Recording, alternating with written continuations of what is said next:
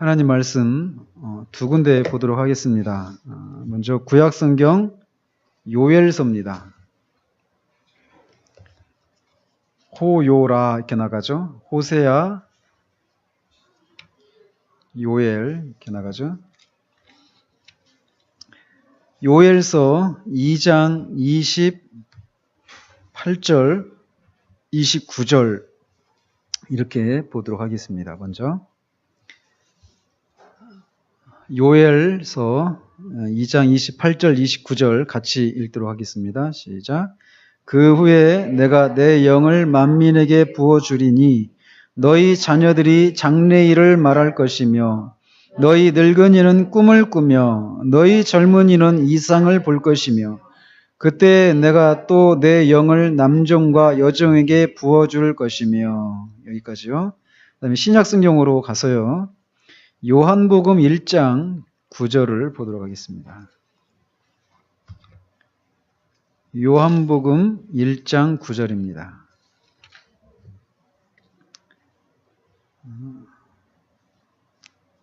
한 절만 1장 9절에서 13절까지 같이 읽겠습니다. 시작. 참빛 곧 세상에 와서 각 사람에게 비추는 빛이 있었나니 그가 세상에 계셨음에 세상은 그로 말미암아 지은 바 되었으되 세상이 그를 알지 못하였고 자기 땅에 오매 자기 백성이 영접하지 아니하였으나 영접하는 자 곧 그 이름을 믿는 자들에게는 하나님의 자녀가 되는 권세를 주셨으니 이는 혈통으로나 육정으로나 사람의 뜻으로 나지 아니하고 오직 하나님께로부터 난 자들이니라. 아멘. 우린 지난주까지 해서 성령님이 인격이시다라고 하는 이런 추가적인 내용들, 그 다음에 성령의 신성에 대해서 살펴보았습니다. 성령님은 어떤 힘이나 능력이 아니라 인격이시고 삼위 하나님 중에 한 유격이시다. 제3 유격이심을 우리가 살폈습니다. 그러면서 이 삼위 하나님 간에 서로 간에 어떤 관계가 있는가? 성자는 성부께 복종하고 성령님은 또 성자께 복종하고 성자는 성부로부터 나오시고 성령은 성부와 성자로부터 나오신다. 이런 내용들에 대해서 우리가 살펴보았습니다. 오늘부터 이제 본격적으로 성령께서 하시는 일에 대해서 살펴보도록 합니다. 추가적으로 또 이제 말씀을 드리면 우리가 예수님을 믿는다라고 말할 때는 두 가지를 말하는 겁니다. 예수님의 인격과 그분이 하신 일, 이것을 믿는 겁니다. 그래서 그분이 하나님의 아들이시고 참 인간이시다. 그러면 하나님 한 인격 안에 신성과 인성을 가지신 분이시다. 그래서 그 신성과 인성이 어떻게 그 안에서 자리하는가, 이런 것들이 다 예수님의 인격과 관련된 일이죠. 그래서 그 인격을 믿어야 됩니다. 성경에서 말하는 대로. 예수님 믿는다라고 말할 때는 그걸 말하는 거죠. 먼저는 예수님의 인격, 그리고 그분이 하신 일, 그래서 사역이라고 말하죠. 예수님의 인격과 사역을 믿는 겁니다. 예수님을 믿는다라고 말할 때는 그런 것처럼 이 성령님에 대해서도 우리가 그런 관점으로 살펴보는 겁니다. 지난주까지 성령님의 인격에 대해서 우리가 이렇게 배웠다라면 오늘은 그분이 하시는 일을 배워가기 시작하는 겁니다. 그러면서 이제 이렇게 성령의 인격에 의해서 성령의 사역에 대해서 살펴가기 시작하는데 이 성령의 사역을 또 어떻게 분류를 하는가에 따라서 다양하게 분류를 하는데 이 로이 존스는 이제 일반적으로 그렇게 분류를 합니다. 구원과 직접적으로 관련이 없는 성령의 일반적인 사역과 구원과 관련된 특별한 사역, 이것으로 성령의 사역을 나눠 볼 수 있습니다. 그래서 오늘은 구원과 직접적으로 관련이 없는 구원받지 못한 사람들에게도 하시는 성령의 사역, 이거를 성령의 일반적인 사역이다라고 말을 합니다. 근데 미리 말씀을 드리면 제가 이렇게 하는 것들을 여러분이 들으시면 항상 중요하다고 얘기할 겁니다. 항상 중요한 것을 저는 얘기합니다. 이것도 굉장히 중요해요. 근데 어떤 측면에서 중요하느냐? 성령께서 이 성령의 일반적인 사역과 이 특별한 사역을 이렇게 구분한다. 그래서 일반적인 사역은 구원받지 못한 사람들에게도 하시는 일이고, 특별한 사역은 구원받은 사람들에게만 하시는 일이다. 이걸 우리가 바르게 알지 못하잖아요. 그러면은 착각을 할 수 있다는 겁니다. 성령의 일반적인 사역으로 인해서 그냥 내 안에서 어떤 심지어는 영적인 어떤 체험들을 할 수 있습니다. 구원과 상관없이 말이죠. 그런데 그것이 내가 구원받았으니까 나한테 내가 이런 것들을 경험했지라고 착각할 수 있다는 거예요. 근데 그거를 우리가 분명히 해야 된다는 것이죠. 그러니까 그런 측면에서 저도 속았습니다. 저 자신에게. 모르니까 진리를. 근데 이런 사람들이 교회 안에 많습니다. 감사한 것은 제가 속고 있는 사람들을 볼 수 있다는 겁니다. 그러니까 그래서 그런 것들을 제가 더 경계심을 가지게 되고 그런 것들에 대해서 더 이렇게 강조를 하게 되는 그런 거죠. 그러니까 돌아보면 하나님께서 우리로 하여금 우리가 어떤 이 삶을 살아가면서 겪게 되는 어떤 시행착오들 있잖아요. 그런 것들이 그냥 있는 게 아닙니다. 다 우리가 삶을 살아가는 데 있어서 어떤 신앙을 하는 데 있어서 그 어느 것 하나 버릴 것이 없습니다. 하나님은 그것을 통해서 어떤 우리 자신이든지 아니면 다른 사람을 유익하게 하는 일로 그런 것들을 사용하신다라는 거예요. 자, 그래서 이제 그렇게 성령의 일반적인 사역과 특별한 사역으로 분류를 하면서 오늘은 일반적인 사역에 대해서 이제 살펴보려고 합니다. 근데 이제 문제가 이제 되는 게 이 성령께서 하시는 일들을 살필 때 사람들이 오류에 빠지는 또는 혼란에 빠지는 그런 경우들이 있어요. 무엇 때문에 그러느냐? 소위 세대주의적인 그런 가르침들 때문에 그렇습니다. 여러분들 중에는 세대주의에 대해서 들어보신 분도 계시고 들어보시지 못한 분도 계십니다. 그런데 한국교회 안에는 이 세대주의적인 그런 가르침들이 교회 안에 들어와 있습니다. 왜 그러느냐? 처음에 우리나라에 이 복음을 전하러 들어왔던 이 선교사님들이 대부분 그런 신학의 영향을 받았던 분들이에요. 그러니까 우리는 제가 이렇게 지향해 가는 그 신학은 개혁주의 신학입니다. 개혁주의. 그런데 이 개혁주의적이지 않은 어떤 게 세대주의적인 그런 가르침들이 한국 교회 안에 많이 있어요. 근데 그게 너나 할 것 없이 너나 이런 교회나 저런 교회나 다 대부분 다 그렇게 하고 있기 때문에 이게 옳은 것이겠거니라고 하면서 이렇게 믿고 가는데 사실은 그렇지 않은 경우들이 있어요. 특히 성령론에 관련해서도 마찬가지입니다. 그래서 이 세대주의가 뭐냐 이런 식이에요. 자, 여러분에게 질문을 해보겠습니다. 구약의 사람들은 구원받은 사람들이 있습니까? 없습니까? 구약의 사람들 중에. 있죠. 자, 그러면 구약에 있는 사람들과 신약의 사람들이 구원받는 방법에 있어서 차이가 있습니까? 예? 없죠. 우리가 앞에서 계속 배워왔잖아요. 그죠? 그런데 그렇게 생각하는 사람들이 있어요. 구약에는 아직 예수님이 나타나지 않았으니까 구약에서도 믿음으로 구원받는다. 그건 인정해요. 신약도 믿음으로 구원받는 것처럼. 근데 믿음의 대상이 누구냐라고 말할 때 구약에서는 아직 예수님이 나오시지 않으셨으니까 하나님을 믿는 거다. 이렇게 생각하는 사람들이 있습니다. 또 신약에서는 이제 예수님을 믿고 구원받는다. 이렇게 생각한다는 것이죠. 이게 다 어디에서 나오는 것이냐? 세대주의적인 그런 가르침들 때문에 나오는 거예요. 그러나 우리가 알다시피 인간이 구원을 받는 방법에 있어서 구약이나 신약이나 똑같습니다. 예수 그리스도를 믿음으로 말미암아 구원을 받는 거예요. 그죠? 그러니까 하나님께서 그렇게 구원 사역을 이루시기 위해서 하나님이 언약을 맺으시고 그 일을 행하시잖아요. 근데 그 언약에는 한 가지 종류밖에 없습니다. 은혜 언약입니다. 은혜 언약이 구약에서 집행되는 방식과 신약에서 집행되는 방식이 다를 뿐이지 은혜 언약이라고 하는 차원에서는 똑같단 말이에요. 그래서 오실 메시아를 믿음으로 구원받고 오신 메시아를 믿음으로 구원받는 겁니다. 그러니까 신약이나 구약이나 똑같이 예수 그리스도를 믿음으로 구원을 받는다라고 말할 수 있다는 거예요. 아직 예수님이 오시지 않았음에도 불구하고 말이죠. 근데 구약에서 구원받는 방법과 신약에서 구원받는 방법이 다르다라고 생각하느냐? 세대주의적인 그런 가르침들 때문인데, 세대주의가 뭐냐? 세대주의는 이런 겁니다. 세대주의는 이 인류 역사를 여러 세대로 구분을 하는 겁니다.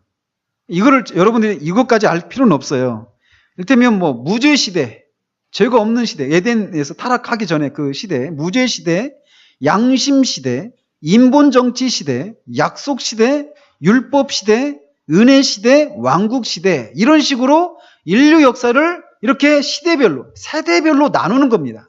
그래서 각 세대별로 하나님께서 구원을 하시는 방식이 서로 다르다라는 거예요. 그러니까 은혜 시대, 그러면 또 한번 묻겠습니다.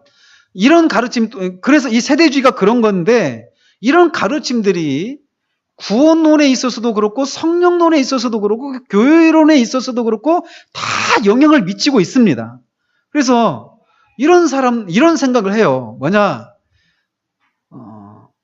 지금은 성령 시대다. 이런 표현을 하죠. 그죠? 성령 시대다. 지금은 은혜 시대다. 이렇게 얘기하면서 성령님이 오순절 성령 강림 이후에 우리 가운데 오셨다. 그죠? 사실이죠. 성령님이 오순절 성령 강림 때 오순절 때 오셨잖아요. 그러면 오순절 이전에 성령님은 계셨을까요? 안 계셨을까요? 계셨죠. 계셨는데 이런 생각을 한다라는 거예요. 뭐냐? 자, 구약에는 구약의 사람들은 거듭났었을까요? 거듭나지 않았었을까요? 이런 얘기 많이 들어보시지 않았어요? 구약에는 성령님이 우리 가운데 머무르시다가 우리 안에 거하시다가 우리가 죄를 저지르면 우리에게서 떠나는. 그래서 시편 51편에 주의 성령을 내게서 거두지 마시옵소서 이렇게 기도하잖아요, 다윗이.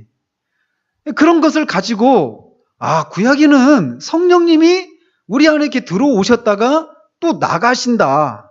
이런 식으로 우리 안에 거하셨구나. 그러나 이제 신약에서는 우리 안에 오셔서 이제 영원히 우리 안에 거하신다. 이런 식으로 생각하는 사람들도 있습니다.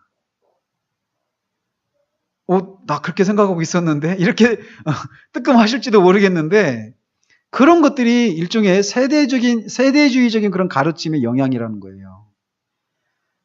똑같습니다. 구약이나 신약이나 거듭나지 않으면 우리가 하나님 나라에 들어갈 수가 없어요. 그래서 성령님은 우리 안에 내주하십니다.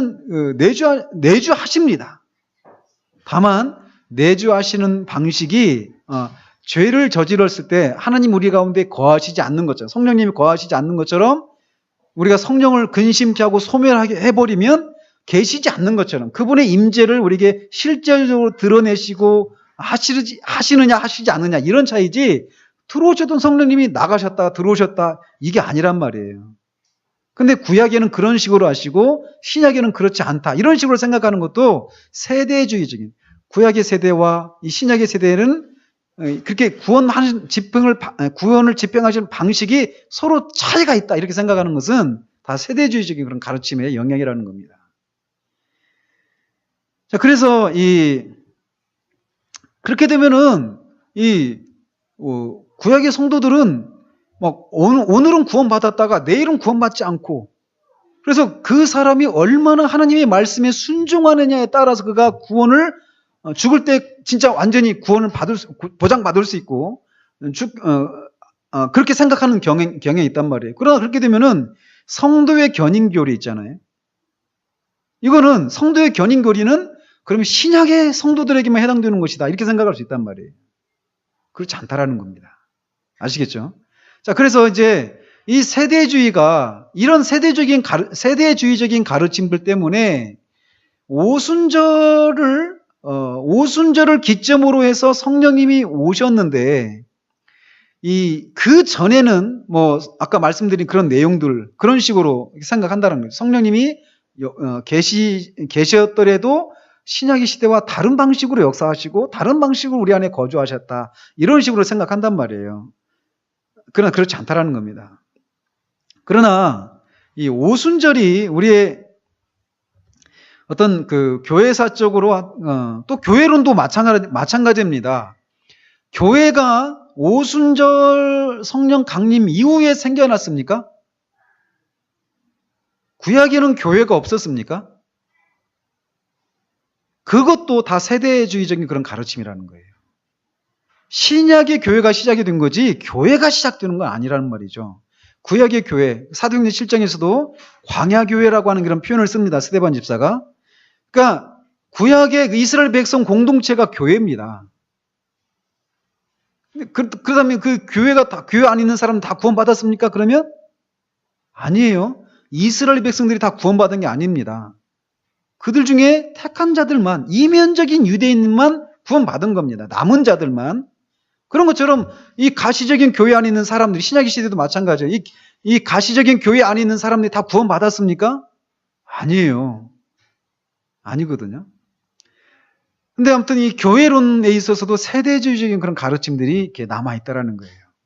자, 그런데 이제, 그래서 이제, 이런 의미에서 이제 오순절 성령 강림은 하나의 전환점을 이루고 있습니다. 근데 이제 이 오순절을 너무 과도하게 중시하거나 또는 정반대로 이 오순절을 이렇게 경시해버리는 그런 위험이 있다라는 거죠. 그래서 이제 오순절에 대해서 오순절 이전에 성령님이 계셨다라면 어떤 식으로 활동하셨는가? 또 오순절 이후에는 또 어떤 식으로 활동하셨는가? 이런 것에 대해서 좀 논의를 해볼 필요가 있다라는 것이죠.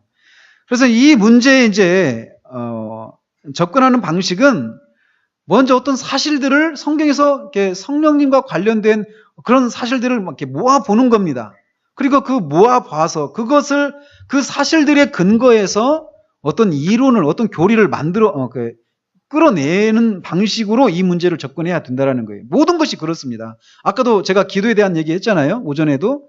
기도에 대한 얘기를 할 때도 이렇게 모을 수 있는 자료들을 다 모으고 이렇게 종합해가지고 조화를 이루어서 어떤 교리들이 나와야지 어느 한 구절만 특정 구절만 다 뽑아가지고 그것으로 전부를 해석하려고 하면은 모순이 일어나는 경우들이 있다는 것이죠. 오순절에 관련해서도 마찬가지입니다. 그래서 이제 오순절과 관련해가지고 오순절 이후에 성령께서 활동하고 주장한다라고 하는 것처럼 보이는 구절들이 있어요. 그래서 이 구절들의 특징들은 뭐냐? 성령님이 이제 오실 것이다. 성령님이 오실 것이다. 이 얘기는 뭡니까? 지금은 아직 안 오셨다. 아직 활동하고 계시지 않다. 이렇게 말하는 거잖아요. 그래서 그런 구절들 보면 아까 우리가 읽었던 요엘서 2장 28절 이하 그 본문이 그런 겁니다. 그래서 베드로가 이 사도행전 2장에서도 인용하잖아요. 하나님이 말씀하시기를 말세에 내가 내 영을 모든 육체에 부어주리니 너희의 자녀들은 예언할 것이요 너희 젊은이들은 환상을 보고 너희 늙은이들은 꿈을 꾸리라. 그때 내가 내 영을 내 남종과 여종들에게 부어주리니 그들이 예언할 것이요. 그러니까 이거를 요엘 선지자를 통해서 하나님이 예언하셨거든요. 약속을 해주셨거든요. 근데 그 일이 오순절 때 이루어진 거다라고 지금 베드로가 얘기하고 있단 말이에요. 그러니까 어떻습니까? 오순절 이전에는 성령께서 활동을 했다라는 얘기입니까? 안 했다라는 얘기입니까? 이 구절만 가지고 보면 안 했죠, 아직. 그죠? 그러니까 오순절 성령 강림 이후에 성령님이 활동하기 시작했다. 이렇게 말해주는 구절 중에 한 구절이라는 것이죠. 또 예스겔서도 보면은 36장 26절 27절에 또 새 영을 너희 속에 두고 새 마음을 너희에게 주되 너희 육신에서 굳은 마음을 제거하고 부드러운 마음을 줄 것이며 또 내 영을 너희 속에 두어 너희로 내 율례를 행하게 하리니 너희가 내 규례를 지켜 행할지라. 이 구절도 마찬가지로 오실 성령님에 대한 예언입니다.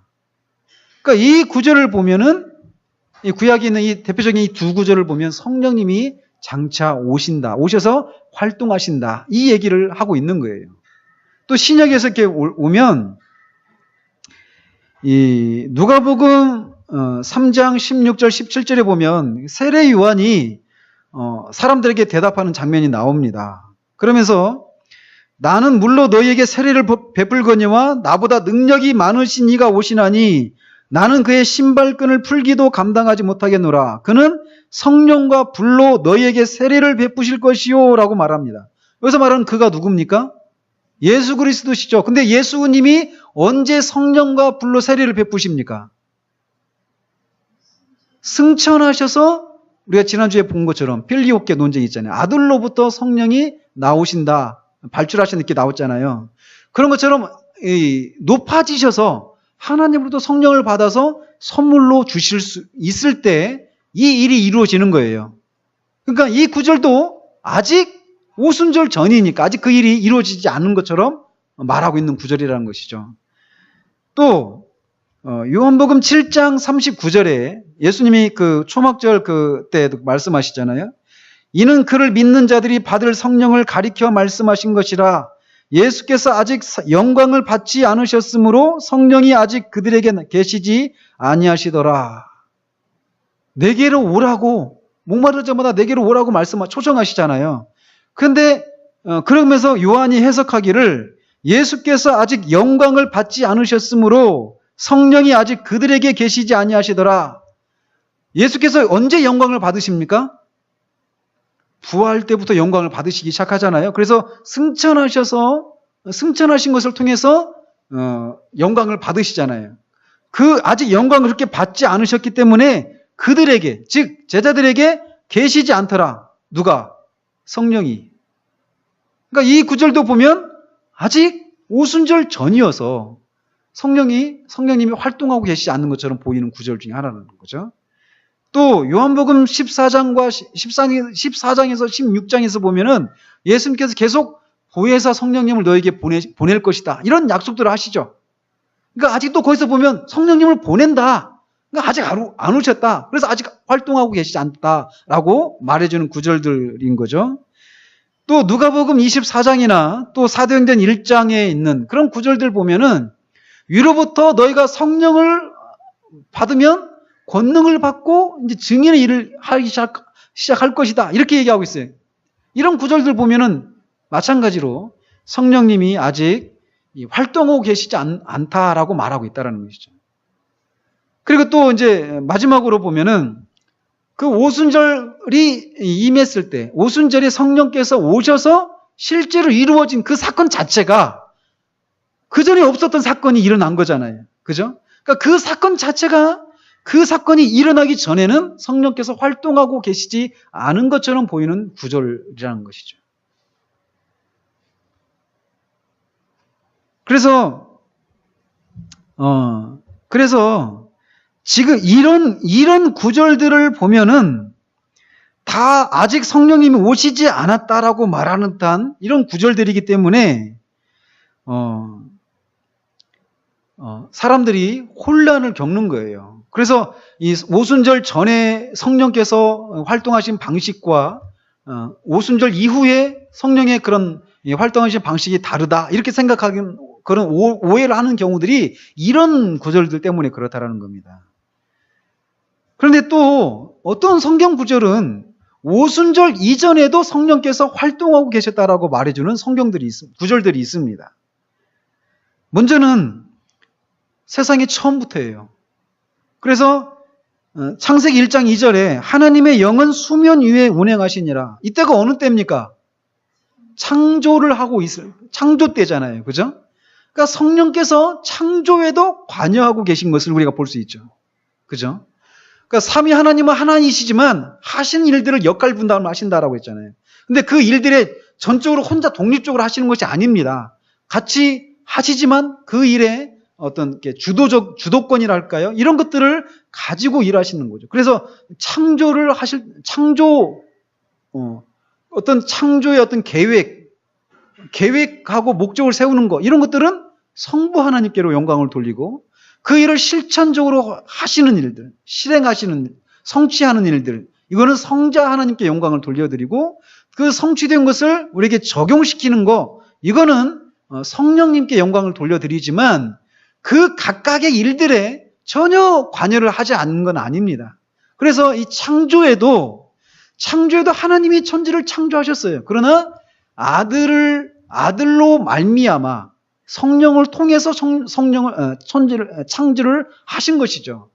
그래서 이 창조 때에도 성령님이 수면 위에 운행하시더라라고 하면서 창조 때부터 성령님이 활동하고 계신 것을 볼 수 있습니다. 그럼 이 창조는 영혼의 재창조, 즉 거듭남과 관련이 있는 겁니까? 아니죠. 이거는 그냥 천지 창조와 관련되어 있는 거예요. 즉 이 성령님의 활동은 어떤 활동이라는 거예요? 구원과 관련이 있다라는 겁니까? 없다라는 겁니까? 구원과 직접적으로 관련이 있는 활동이 아닙니다. 자, 이렇게 이미 창조 때부터 성령님은 활동을 하고 계셨습니다. 그리고 또 성령님이 하시는 일이 뭐냐? 이 창조를 유지하고 보존하는 사역을 하십니다. 그의 능력의 말씀으로 만물을 붙드시며 라고 하면서 히브리서 1장 3절에서 이렇게 말을 하고 있어요. 그 여기서 말하는 게 뭡니까? 그의 능력의 말씀으로 만물을 붙드시며, 이게 누굽니까? 능력의 말씀이 누굽니까? 예수 그리스도 성자 하나님이시잖아요. 성자 하나님께서 만물을 붙드신다. 즉 이 천지 창조 이 세계를 유지하고 보존하는 일들을 성자 하나님이 하신단 말이에요. 성자께서 하시는 일들이. 그렇지만 또 이사야서 40장 7절이나 시편 104편, 특별히 28절에서 30절까지 이렇게 보면, 나중에 한번 이런 구절들 한번 찾아보십시오. 이사야서 40장 7절에 푸른 마르고 꽃이 시들면 여호와의 기운이 그 위에 불미라. 여호와의 기운이 누구를 가리키냐면 성령님을 가리킵니다. 그러니까 그리고 또 시편 104편 28절 30절 보면 여호와께서 피조물로부터 자기 자신이나 자기 영의 능력을 거두신다면 모든 피조물이 쇠하고 기울어지고 소멸되고 죽어버린다라고 말하고 있어요. 그 시편 104편 28절에서 30절에 보면, 저 여호와께서 자기 영을 다시 보내시면 또 만물이 소생합니다. 이렇게 성령님은 창조를 유지하고 보존하는 일을 하셔요. 그러니까 이렇게 생각하시면 됩니다. 천지를 창조하실 때 하나님이 천지 창조를 계획하십니다. 그거를 성취하시는 분은 성자 하나님이시고, 누구를 통해서 하시느냐? 성령을 통해서 하시는 거예요. 창조를 유지하고 보존하는 일을 성자 하나님으로 말미암아 하시는데 성령을 통해서 하시는 겁니다. 이렇게 성령님은 창조와 또 창조를 유지하고 보존하는 일을 하시고, 또 세 번째로는 소위 일반 은총을 책임지고 계신 분이 바로 성령님이시다라는 겁니다. 일반 은총에 반대되는 개념이 뭘까요? 특별 은총입니다.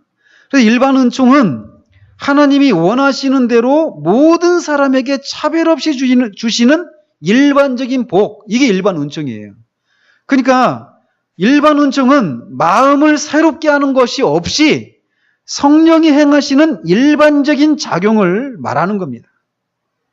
그래서 그 구체적인 내용을 이제 뒤에서 살펴볼 것인데, 이를 통해서 성령님은 도덕적인 영향력을 발휘해서 죄를 억제하고 사회생활의 질서를 유지하고 사회적 의의를 증진하십니다. 근데 그 일을 하시는데 언제부터 하셨느냐? 처음부터 그 활동을 하셨다라는 거예요. 창조 때부터. 그리고 구원받지 못하고 지옥으로 떨어진 사람들에게도 이 영향력을 발휘하셨다라는 거예요. 그 사람들도 이 세상에 살고 있을 때 성령의 이러한 일반적인 사역, 즉 구원과 상관없는 작용들의 영향을 받았다라는 거예요. 구원받지 못한 사람들에게도 일반적으로 주시는 그런 복이 있습니다. 그래서 그 복을 통해서 죄를 억제하고 또 그들이 구성하고 있는 이 사회가 막 죄로 망가지는 그런 일들을 억제하는 일들을 성령께서 하셨단 말이에요. 그러니까 그런 일들은 구원받은 사람들에게만 해당되는 것이 아니라 모든 인간들에게 해당되는 일이라는 것이죠. 그런 일들을 성령의 일반적인 사역이다라고 얘기를 한다는 것이죠. 그렇다면 이제 성령님이 어떻게 이 일을 하시는가? 일반 은총을 어떻게 믿는 자나 믿지 않는 자에게 일반 은총의 복을 집행하시는가? 이거를 살펴보도록 합니다. 먼저는 양심의 빛을 주시는 거예요. 오늘 우리가 읽었던 그 본문 있죠? 참빛 곧 세상에 와서 각 사람에게 비추는 빛이 있었나니, 이 구절에서 말하는 겁니다. 여기서 말하는 각 사람에게 비추는 빛은 일종의 자연적인 빛입니다. 어떤 영적인 것들을 깨달을 수 있도록 주시는 그런 빛이 아니라 자연적인 빛이라는 거예요. 그래서 믿는 사람이건 믿지 않는 사람들이건 가지고 있는 빛입니다. 그게 뭐냐? 양심이라는 거예요. 그래서 이 세상에 태어나는 모든 사람은 이 양심의 빛을 가지고 있습니다. 이 빛이 그리스도로부터 이렇게 나오는데 그 빛을 각 태어난 사람들한테 다 나누어 주시는 분이 성령님이시라는 거예요. 그래서 이 사람들에게 다 양심이라고 하는 게 있잖아요. 양심이 더 이렇게 민감한 사람이 있고 민감하지 않은 사람, 이런 차이가 있지만 다 그런 양심의 빛이 있죠. 그 빛을 주시는 분이, 그리스도에게서 얻어서 그거를 이렇게 주시는 분이 성령님이시라는 것입니다. 그러니까 양심이, 우리가 뭔가 죄를 지려고 하면 어떻게 됩니까? 막 우리를 송사해가지고 그 죄를 못 지게 하잖아요. 그죠? 그게 성령님이 하시는 일이라는 것이, 양심의 빛을 주셔가지고. 또 두 번째로는 이 일반적인 빛, 자연적인 빛이 정부와 국가를 통해서도 나타납니다. 자, 이 얘기를 이렇게 들어보면 여러분들 수요 예배 때 나오시는 분들 이렇게 비슷하죠? 그죠? 그래서 모든 권세는 다 하나님께서 정하신 바라. 이 정부와 국가를 세우시는 분은 하나님이십니다. 인간이 필요를 따라서, 야, 이렇게 하면 안 되겠다, 우리가 다 죽고 말겠다 하면서 우리가 좀 뭔가 이렇게 이런 어떤 질서를 세우고 이렇게 하다 보면 우리 다 죽으니까 그런 것을 좀 방지하기 위해서 우리가 정부를 세워야 되겠다, 이렇게 해서 정부가 나온 게 아닙니다. 정부와 국가를 세우신 분은 하나님이십니다. 그래서 하나님이 국가들의 경계를 나누셨고 통치자들, 지배자들, 다스리는 자들을 이렇게 두신 거예요. 그리고 그들로 하여금 어떤 일을 하도록 하셨느냐? 선한 일을 한 사람들에게는 상을 주고 악한 일을 한 사람들에게는 벌을 주는, 그래서 그것을 할 수 있는 칼을 준 거예요. 이게 뭡니까, 소위? 예? 이 정부가 갖고 있는 힘, 이걸 뭐라고 하죠? 공권력이라고 하잖아요. 공권력. 그죠? 이 공권력을 주셔서, 그런 권력을 주셔서 악을 행한 자들을 처벌하고 선을 행한 자들을 상을 베풀도록 하는 거. 이 일을 하신 거예요. 그래서 이거는 구원받지 않은 세상과 하나님이 전혀 상관이 없는 것이 아니라는 겁니다. 그죠? 자, 한번 더듬어 보시겠습니까?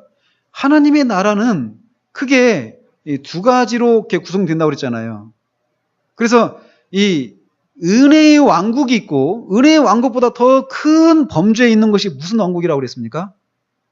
권능의 왕국이라고 그랬어요. 그죠?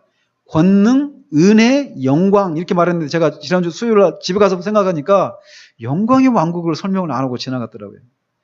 은혜의 왕국이 뭡니까? 원래 이 나라는 다 하나님의 나라죠.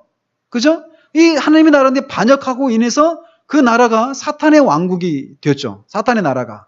세상 나라라고 말하고, 그 세상 나라에 우리가 다 속해 있었던 사람들이란 말이에요. 근데 그런 우리를 하나님의 나라로 불러들이시죠. 그죠?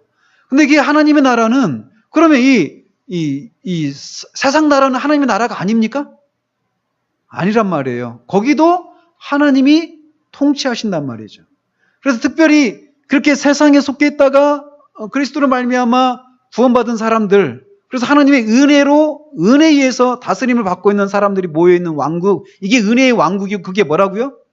교회란 말입니다. 그게 교회.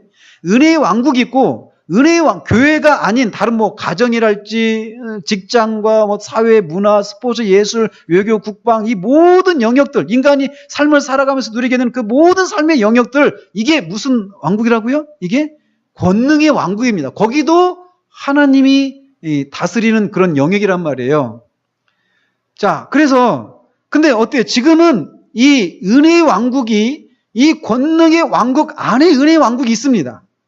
은혜의 왕국과 권능의 왕국이 지금 분리되어 있는 것처럼 보여요. 그러나 주님이 오시면, 재림하시면 은혜의 왕국과 권능의 왕국이 하나가 됩니다.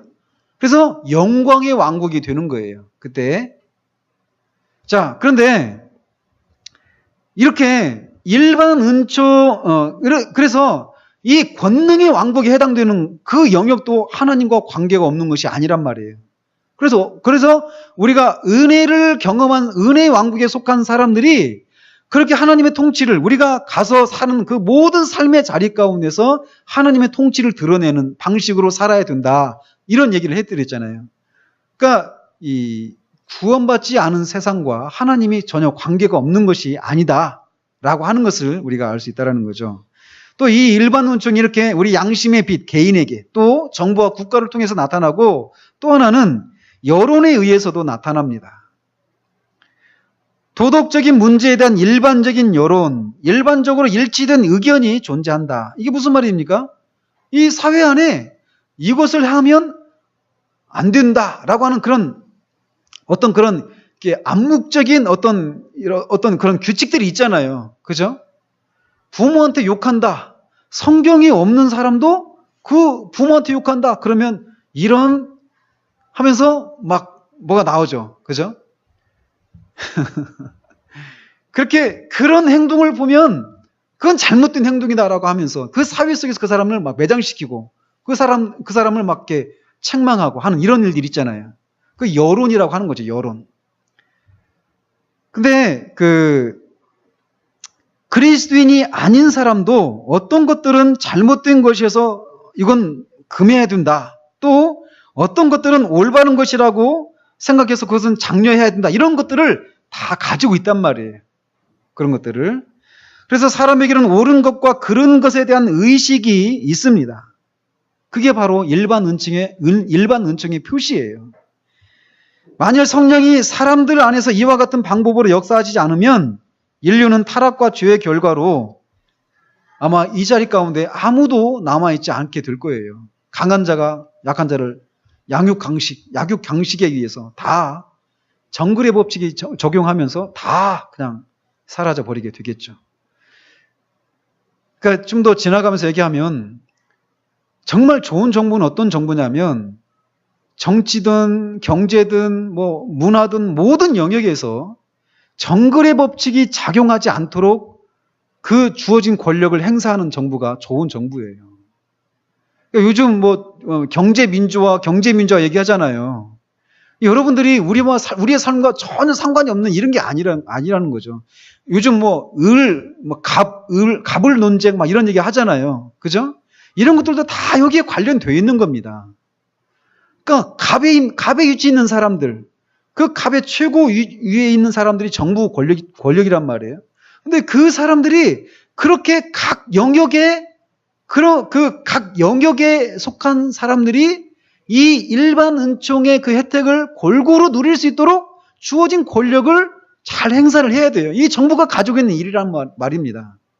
근데 이 정부가 가지고 있는 그 힘을 어떤 갑에 위치해 있는 사람들을 이롭게 하고 악을 행한 사람한테 벌을 줘야 되는데 유권 무죄, 무권 유죄, 유전 무죄, 무전 유죄 이런 식의 이런 법질서가 이렇게 그냥 아무렇지도 않게 이루어지고 있다라면, 더더군다나 정부가 그런 일을 하고 있다라면 그거는 하나님이 절대 기뻐하시지 않는 정부라는 것이죠. 그건 최악의 정부입니다. 저는 그 정부를 봤어요. 우리나라에서 말이죠. 저는 그런 사람을 그냥 막 최고 지도자로 뽑아주는 거. 막 너무너무 저는 정말 우리가 어떤 뭐 정치적인 사상이 어떻고 이런 문제가 아니라 우리가 성경적인 그런 바른 가치관들을 갖고 있다라면 그런 관점으로 봐야 한다라는 거예요. 그런 관점으로. 또 일반 운천이 어떤 식으로 또 나타나느냐면 문화라고 부르는 것을 통해서도 나타납니다. 여기서 말하는 문화란 예술과 과학, 그리고 정신, 문학, 건축, 조각, 회화, 음악 이런 것들에 대한 관심, 이 모든 것들을 다 문화다라고 말할 수 있습니다. 예술이 사람을 구속해 주지는 못하지만 사람들로 하여금 더 풍요롭고 더 이렇게 윤택한 삶을 살도록 만들어 줍니다. 그죠? 예술이 그런 힘이 있잖아요. 그러니까 또 정부 얘기가 나오는데 사람들이 온통 이 세상을 살아가면서 먹고 사는 문제에만 집중하게 만든다. 그거는 사람을 정말 비참하게 만드는 겁니다. 그렇잖아요. 그러니까 우리가 이런 아까 말한 이런 문화라고 하는 이런 것들에 대해서 우리가 더 하나님이 그런 것들을 주셨거든요. 문화 자체가 나쁜 게 아닙니다. 시나 뭐 예술이나 영화나 뭐 문학이나 소설 뭐 이런 것들 여러분들이 막 힘써 읽으십시오. 그리고 그 속에서 하나님이 주신 그런 복들이 그 속에서 있습니다. 하나님이 주시는 그런 지혜들이. 근데 사람들이 온통 우리나라 같은 경우에 막 평생 집 마련하려고 계속 거기에만 몰두합니다. 그리고 얘들 교육시키느라고 다른 것에 여유가 없어요. 근데 정말 제대로 된 정부라면 사람들이 그런 의식주의 문제 있잖아요. 또 어떻습니까? 의료 문제. 우리나라는 중병에 걸리면 집안 쫄딱 망합니다. 보험 안 들어놓으면. 그죠? 근데 그런 것들을 그냥 다 개인의 책임에다 다 맡겨버렸거든요. 그러니까 어때요? 있는 사람은 살지만 없는 사람은 죽는 겁니다. 그게 바로 정글의 법칙인 거예요. 강한 사람은 약한 사람을 착취하고 억압하고 자기는 다 살 수 있습니다. 근데 정부가 그 국민들로 하여금 그런 것들은 덜 관심을 갖게 하고 덜 에너지를 쏟게 하고 각자에게 하나님께서 사람들에게 주신 그 달란트들을 가지고 자기를 세상적인 그런 가치관을 가지고 그걸 자기를 이렇게 더 실현하고 또 더 나가서 하나님을 그 모든 활동을 통해서 하나님의 지혜와 하나님의 영광과 권능 이런 것들을 드러내고 즐거워하는 이런데 사람들이 쓸 수 있도록 해줘야 된다는 거예요. 그러니까 교육의 문제, 의료의 문제 이런 것들을 주택의 문제 이런 것들을 정부가 책임을 져야 되는 거죠. 그러려면 어떻게 됩니까? 이게 지금 제가 다시 뭐 엉뚱한 데로 가는 것 같은데 그러려면은 나는 이게 가진 사람들은 더 많이 세금을 내야 될 것이고 없는 사람들 입장에서도 지금보다 더 많은 것들을 내야 된다. 그래서 우리가 다 골고루 그런 혜택을 받아야 되는 거예요. 제가 이게 성경에서 우리에게 주고 있는 거예요. 성경에는 항상 보면은 가난한 자들이 있고 부자들이 있어요. 근데 그 부자들이 그 떵떵거리며 살도록 그 부를 준 게 아니란 말입니다. 사회 구성원들, 가난한 자들, 고아와 과부와 나그네로 대표되는 그 사람들을 그들이 가진 부로 섬기고 평균하게 하도록 하시기 위해서 누군가에게는 그 부를 준 것이고 누군가에는 그런 상황 가운데 둔 거란 말이죠. 기독교인이 천만이면 뭐합니까? 기독교 천만이면 그런 사상들이 사회 시스템 안에 다 녹아 있어야 된단 말이에요. 그래서 우리 아이들 있잖아요.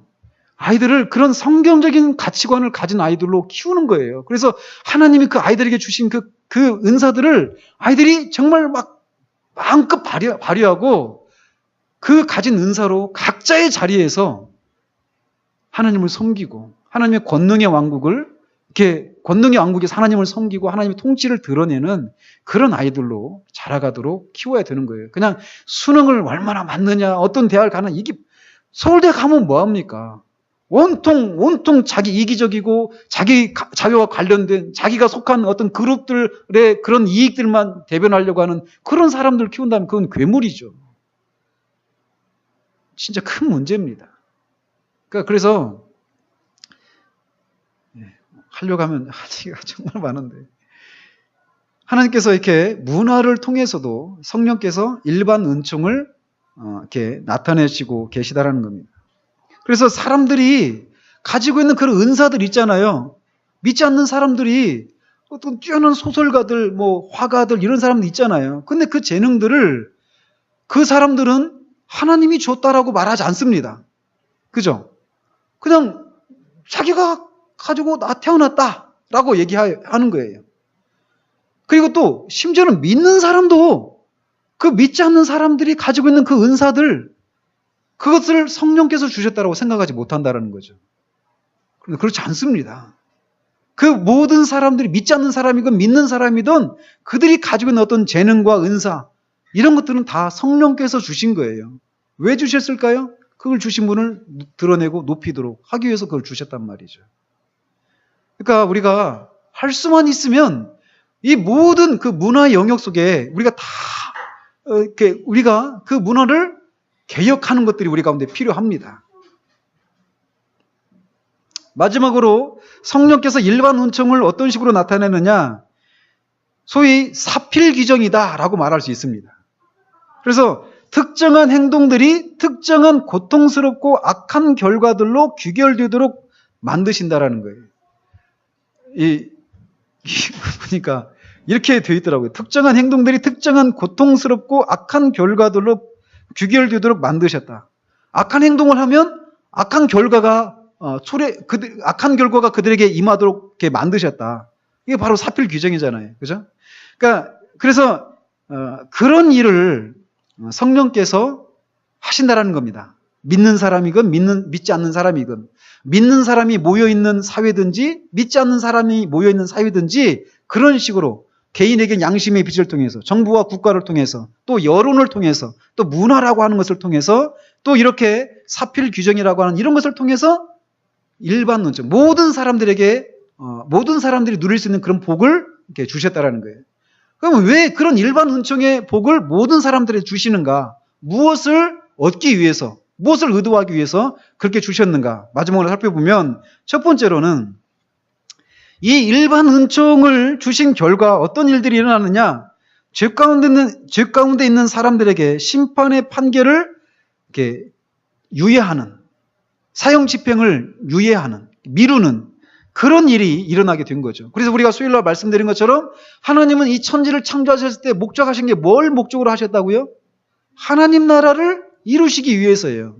그런데 타락을 했습니다. 그 타락의 결과는 뭡니까? 타락의 값은 죽음이란 말이죠. 근데 그거를 사형 집행을 바로 시행하시지 않고 유예하는 거예요. 오래 살도록 하는 겁니다. 왜 그러는가? 창조를 보존하지 않으면 안 되니까 그러는 거예요. 그래서 이 개인에게, 이 죄인들에게 사형 집행을 유예하시고 죄로 인해서 부패한 창조가 해체되어 버려서 하나님 나라가 서지 못하게 되는 일들이 일어나지 않도록 하시기 위해서 이 일반 은총의 복을 주시는 겁니다. 이건 또 개인에게 적용하면 어떻습니까? 이 로마서 2장 4절에 있는 것처럼 하나님의 인자하심이 너를 인도하여 회개하게 하심이라.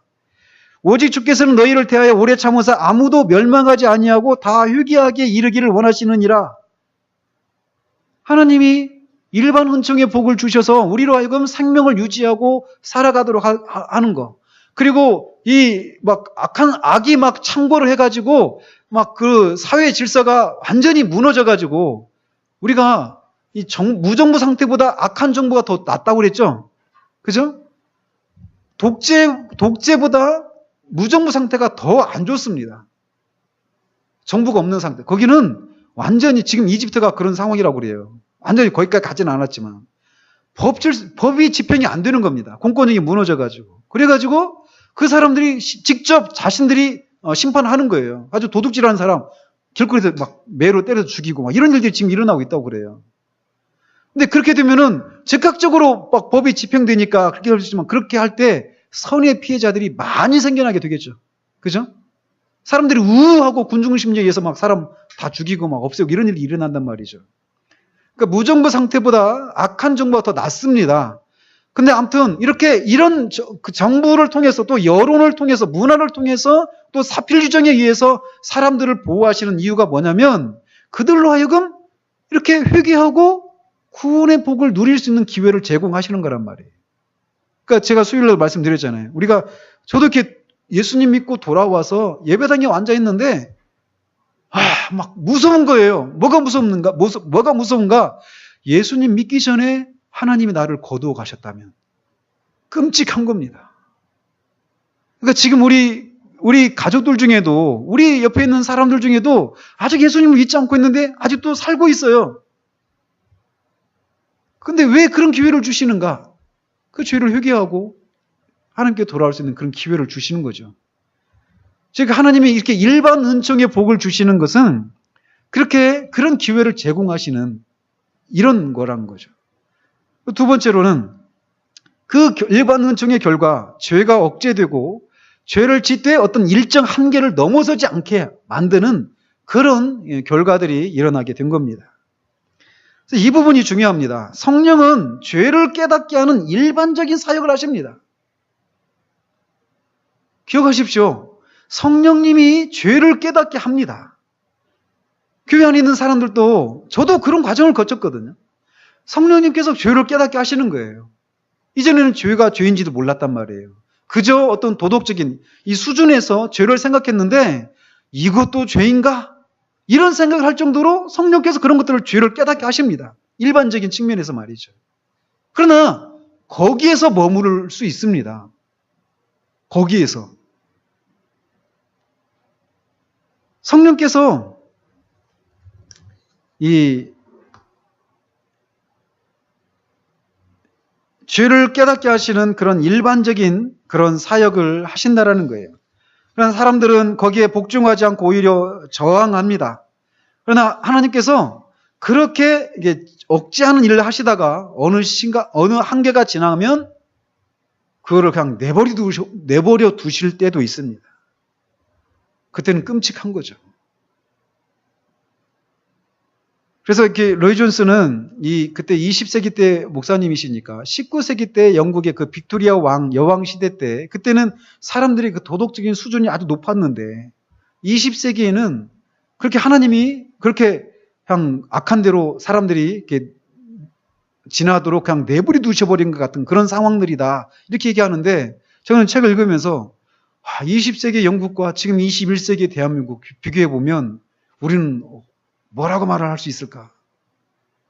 지금 우리나라가 지금 보통 심각한 게 아닙니다. 지금 막 그 사람들이, 지금 우리나라도 공개적으로 김조광수 그 감독인가? 이 사람이 동성애 결혼을 합법적으로 허락하라고 하면서 이제 이슈화 시키고 있잖아요. 동성애 문제를 막 얘기하고 드라마나 영화 속에서 이제 그게 어떤 죄의 문제가 아니라 어떤 선천적인 유전적인 문제다. 어떻게 할 수가 없는 문제다. 이렇게 하면서 사람을 동정심을 불러일으키면서 이 선과 악의 기준을, 죄와 악의 기준을 다 무너뜨리고 하고 있는 일들을 하고 있거든요. 성매매에 대해서도 지금 얼마나 많은 지금 그런 일들이 일어나고 있습니까? 하루가 멀다고 지금 끔찍한 일들이 지금 벌어지고 있습니다. 언제 말씀드렸죠? 벌써 그것도 제가 2007년도인가 2008년도 그때 그 소논문 쓰면서 이렇게 발견했던 건데 우리나라의 음란 사이트를 운영하는 음란 사이트를 운영하잖아요. 그 인터넷에서. 그 중에 15%가 초등학생이랍니다. 초등학생 애들이 음란 사이트의 15%인가를 운영한대요. 운영자들이 초등학생이라는 거예요. 초등학교 6학년 애들이 원주인가 어디서 그 정신지체아를 막 3명가가 성폭행했던 일들도 있고 막. 지금 이게 장난이 아닙니다. 음란한 문제뿐만 아니라 어느 것 하나 지금 지금 막 썩지 않은 것이 없잖아요, 지금. 근데 그런 일들이 너무 많이 일어나고 있으니 우리가 둔감해져 가고 있는데 그게 문제라는 겁니다. 지금.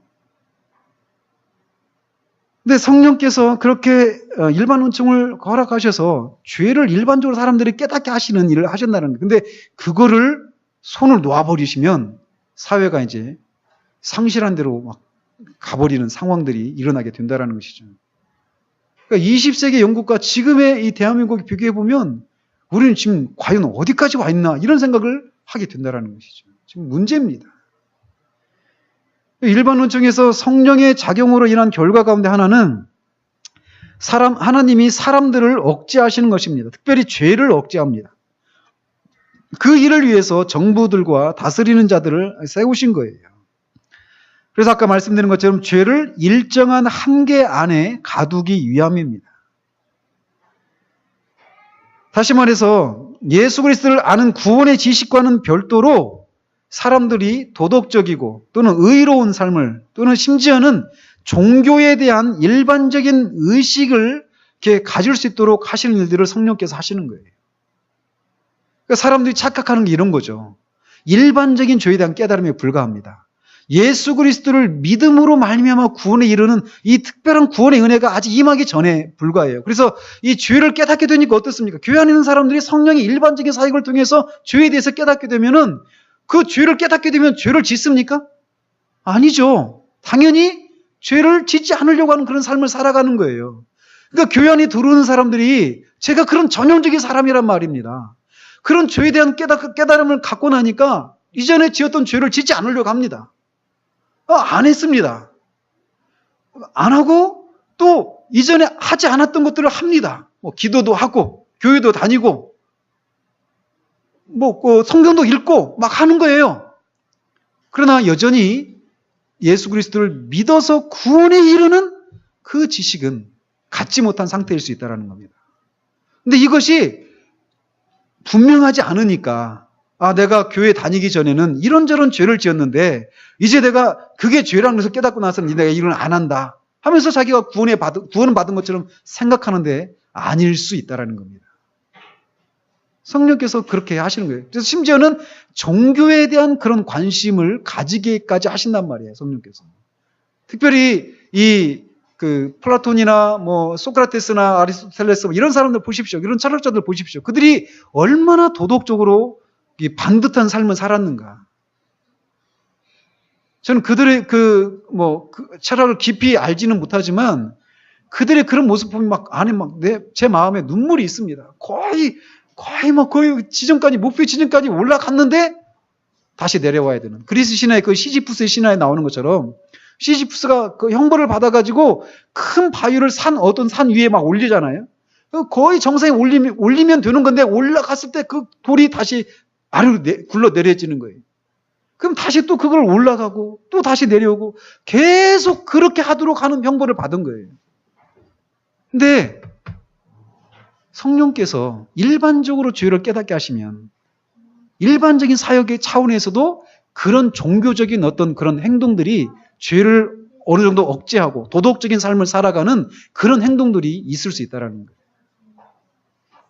그래서 구원받았는가 안 받았는가를 첫 번째로 말하는 게 예수 그리스도가 그에게 어떤 존재인가 이걸 말하는 겁니다.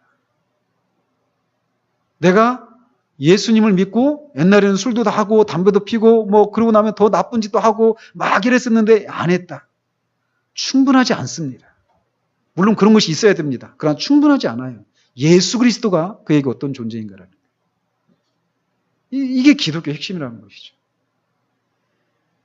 또 마지막으로 일반 은총 안에서 해나 비와 같이 악인들에게도 선인들에게도 해나 비가 똑같이 내려주고 뿌려지는 것처럼 그런 복을 내려주십니다. 그래서 이 오순절이 오기 전에도 성령께서는 그렇게 창조에서부터 이렇게 그런 일반적인 은총을 사람들에게 개인적으로 양심의 빛을 여론을 통해서 또 정부기관과 문화와 어떤 사필 규정이라고 하는 이런 것을 통해서 그들을 붙들어주는, 그래서 그들이 돌이킬 수 있는 그런 기회들을 주시고 하셨다라는 것이에요. 오순절 이후에 성령님이 활동하신 것이 아니라 그 전에도 일반적인 차원에서의 활동을 하셨다라는 것을 우리가 먼저 살펴봤습니다. 그래서 이제 다음 주부터 본격적으로 구원과 관련해서 성령께서 어떤 일들을 하시는가를 살펴보도록 하겠습니다. 기도하겠습니다. 하나님 아버지, 성령께서 오순절 강림 이후에 활동하신 것이 아니라 그 전에도 일반적인 은총을 나타내시는 방식을 통해서 활동하신 것에 대해서, 그리고 그것이 어떤 모습으로 활동하셨고 그것이 어떤 결과를 나타냈는가에 대해서 살펴보았습니다. 하나님 아버지, 우리에게 정말 영적인 지각을, 영적인 빛을 허락해 주시기를 원합니다. 성령의 일반적인 그런 사역의 결과로 주에 대해서 깨닫고 도덕적인 삶의 개선이 일어나고 종교적인 것에 대한 관심이 일어나는 것에 불과한데, 그것이 마치 그런 것이 있다고 해서 내가 구원을 받은 것처럼 생각하는 사람들이 우리 중에는 아무도 없기를 원합니다.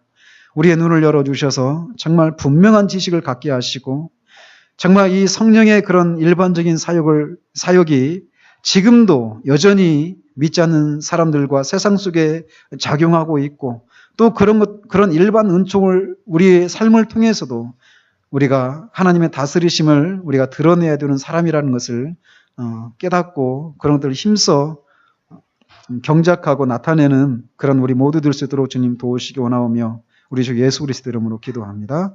아멘.